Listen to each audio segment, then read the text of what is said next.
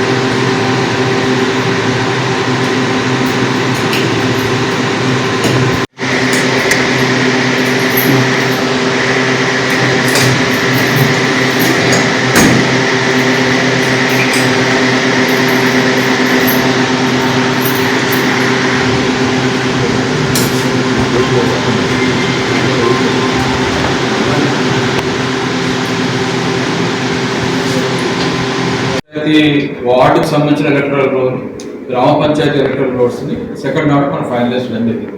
దాని కంటిన్యూషన్ కానీ ఏ మండలంలో ఏ ఎంపీటీసీ లోపల ఏ గ్రామ పంచాయతీ వస్తుంది, ఏ వార్డు వస్తుంది అనేది ఇప్పుడు మనం ఫైనలైజ్ చేస్తున్నాము.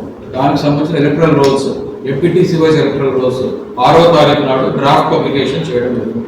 అదేవిధంగా ఎంపీటీసీ వైజ్ పోలింగ్ స్టేషన్స్ కూడా 6వ తారీఖు నాడు పబ్లిష్ చేయడం జరిగింది. సో దీనికి సంబంధించినటువంటి ఇందులో బేసిక్ గా ఇంతకుముందు కూడా చెప్పడం జరిగింది. బేసిక్ గా మనం పోలింగ్ స్టేషన్ చేసేటప్పుడు ఏం చేస్తున్నాం అంటే దానికి ఎలక్ట్రిసిటీ ఉందా, వాటర్ ఉందా, లేకపోతే ర్యాంప్ ఉందా, ఇంకేమన్నా. ఈనాటి ఈ యొక్క పొలిటికల్ పార్టీస్ మీటింగ్ అయినటువంటి కలెక్టర్ గారికి, అధ్యక్షత వహిస్తున్న కలెక్టర్ గారికి అందరికీ నమస్కారం. మనకి సంబంధించిన పోలీస్ స్టేషన్స్ అండ్ ఓటర్స్కి సంబంధించి మొత్తం కూడా ఒకసారి మీటింగ్ పెట్టుకోవడం జరిగింది. మన అబ్జెక్షన్స్ ఉంటాయి. సో ఇప్పుడు సెకండ్